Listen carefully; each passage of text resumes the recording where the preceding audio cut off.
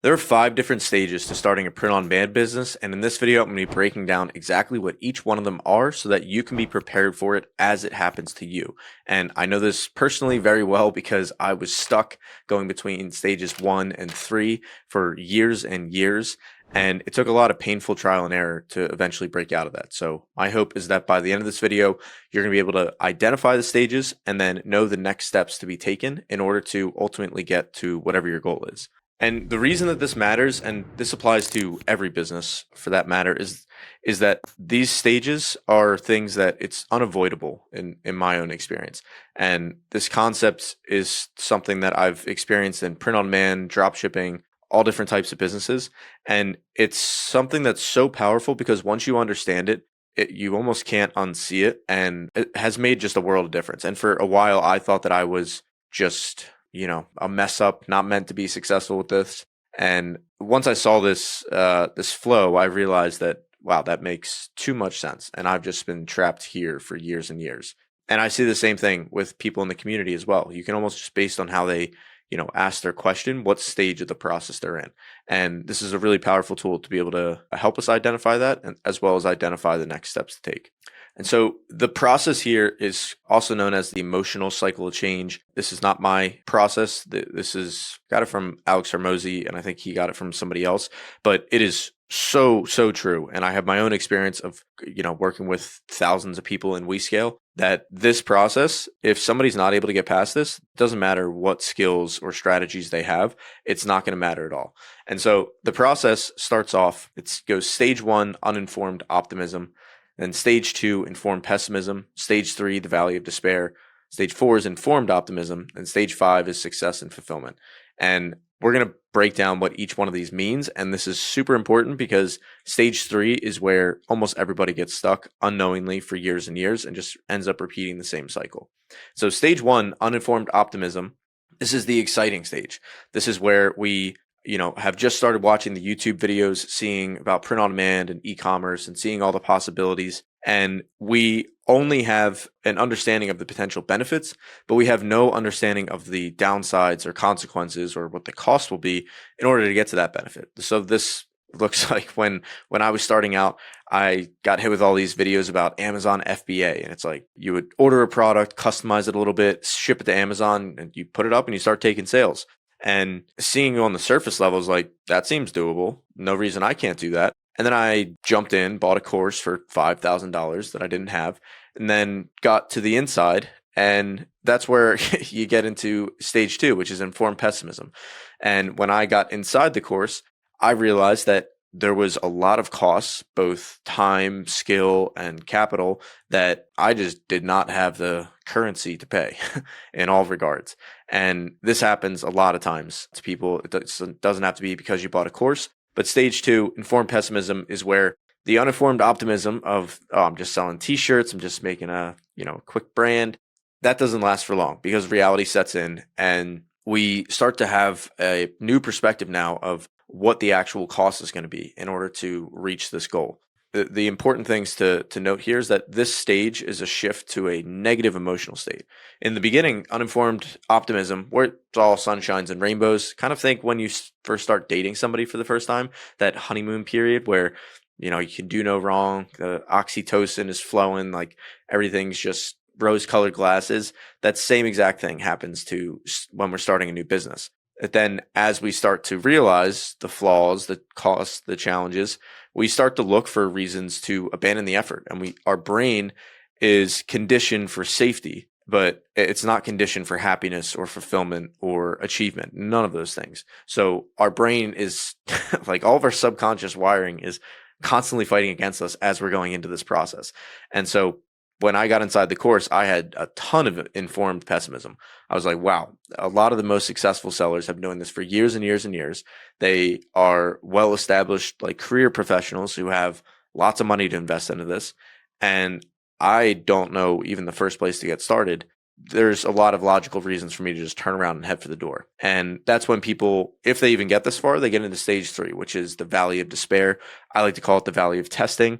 But in the valley of despair, this is the point of the emotional cycle in which many people give up. And this is where I gave up and turn back around. And there's two different ways that this happens, which I'll talk about in a second. But, logically, the quickest way to end the discomfort is to simply quit and go back to the way you did things before the change was introduced. So we're in stage 3 and we're looking back at where we were in the beginning. And even though there had to have been some reason that we decided to go into this in the first place, like we're not happy about something or we have goals about something, whether that's to, make more money or to be able to travel. Insert picture of a plane here. I'm not even gonna, oh no. Oh, nobody wants to get on this plane. Yeah, maybe that was your initial goal. But anyway, point remains, when we started out, we had some kind of goal, something that was in our mind, and we just saw a straight line path. And we're like, I'm going to go from here to there, and then everything's going to be great.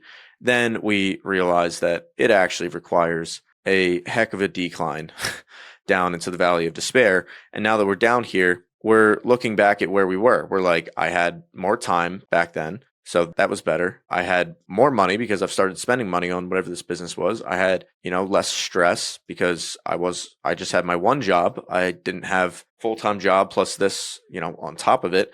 So there's a lot of logical reasons that just returning back to the stage would make the most sense. This is also when it doesn't mean that you have to completely give up, like throw in the towel, like I'm never going to start a business. But this is also when, and this is the flavor of this that I fell into the trap of time and time again, is shiny object syndrome, which is a psychological concept where people focus on a new and fashionable idea, regardless of how valuable or helpful it may ultimately be. Think of like Schmeagol or Gollum from Lord of the Rings, where it didn't matter like what he had. He only cared about like the shiny object in front of him. We essentially can, at least in my own case, I essentially turned into this. I would have a business in front of me that would seem all shiny and stuff, but then as I start working with it, start brushing off the polish and start seeing the dirt and the wear and tear underneath, that's when I would look around and see what other shiny objects there were. So it was first Amazon FBA, then, starting an agency, then starting, drop shipping brands. Because every time that I got in deep enough to realize what the real challenges were, I would turn back around and leave. And this would end up being me. And so this is what it really looks like, is we're on a current project and we get down into, you can call this like, this is stage 3 right here. And we're starting to get to the top. We're sweating bullets. We're like really in the thick of it. And then we look over here and we go, oh, that could be easier. Maybe I'll try that opportunity. And again, all the logical justifications are going on in our brain as to why we shouldn't keep climbing and we should just turn back around.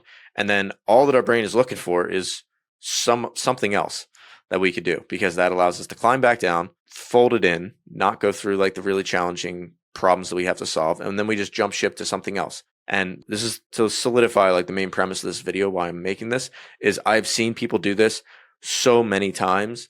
And the unique thing about it is that every time, and I was the same way, we do an exceptional job of convincing ourselves that this is very different. This new opportunity, it's, this is going to be the one, I'm going to stick it out. But it never turns out to be the case. It always turns out to be just the same version. And the reason that it feels different is that people make decisions based on emotion and then we justify them with logic. So we are really, when we decide to quit or throw in the towel, when things get tough, we tell ourselves that it's logical, like I have more time. I didn't realize it was going to cost all this much. That's a very common one, is saying to ourselves that we didn't have all the information, which is true. You're never going to have all the information. It's always going to be much harder and take a lot longer and cost a lot more than we ever expected when we're starting out. Because in order for a really good opportunity to actually be a good opportunity, there needs to be some barrier to entry. And barrier to entry is where the challenge comes in. And if there's no barrier to entry, then I promise you, there is no opportunity. All that there might be is a temporary arbitrage.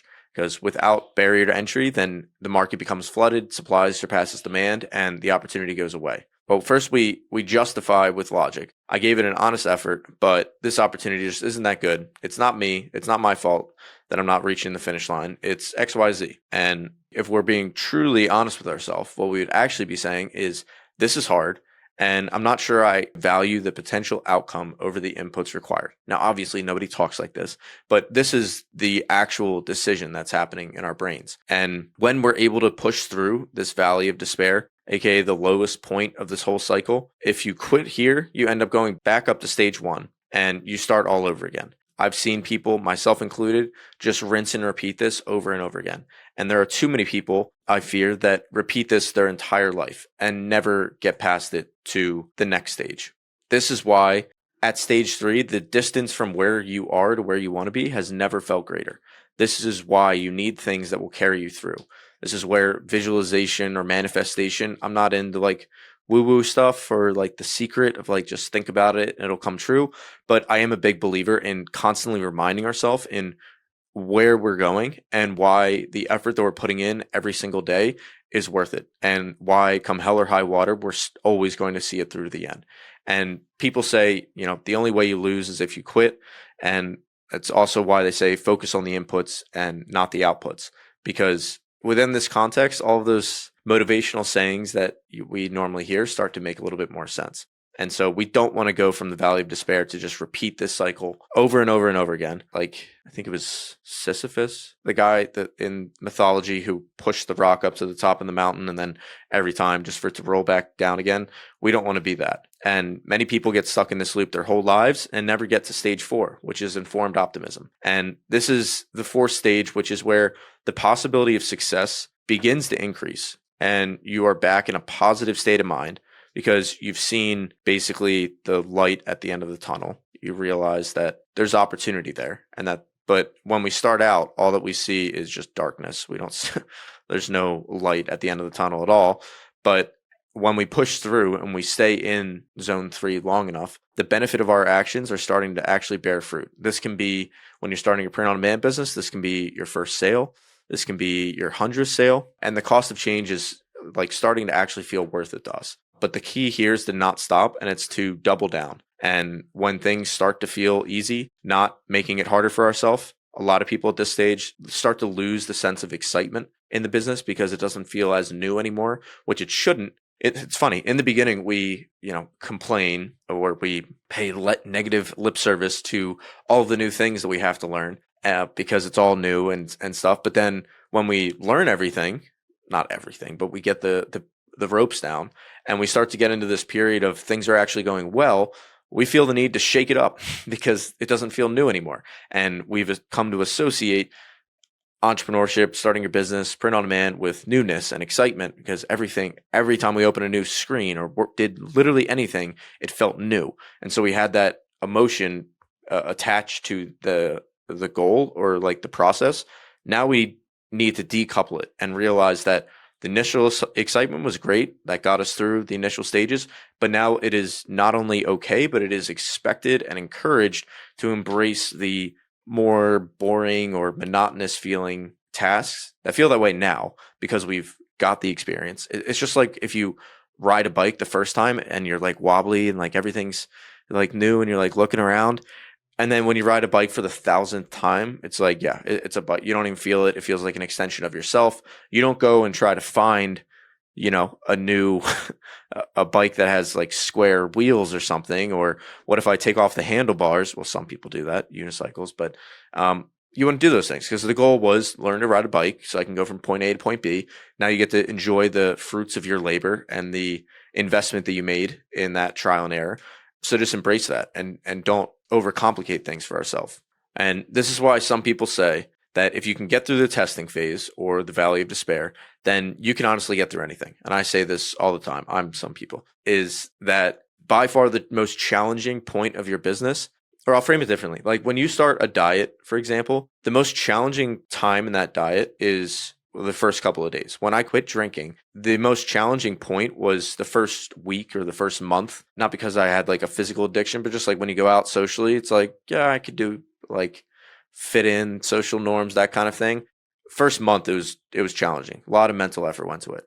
6 months, hardly anything. A year, haven't thought about it. Now it's over 2 years, not even like an option. And so the same thing, like the amount of effort required to maintain that same standard decreases over time as we become better.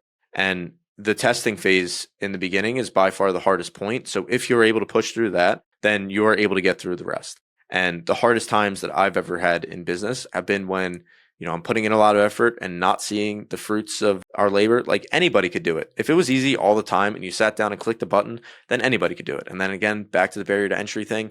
There's no barrier to entry, and then there's no reason for us to even pursue the opportunity because there's too much supply surpassing the demand.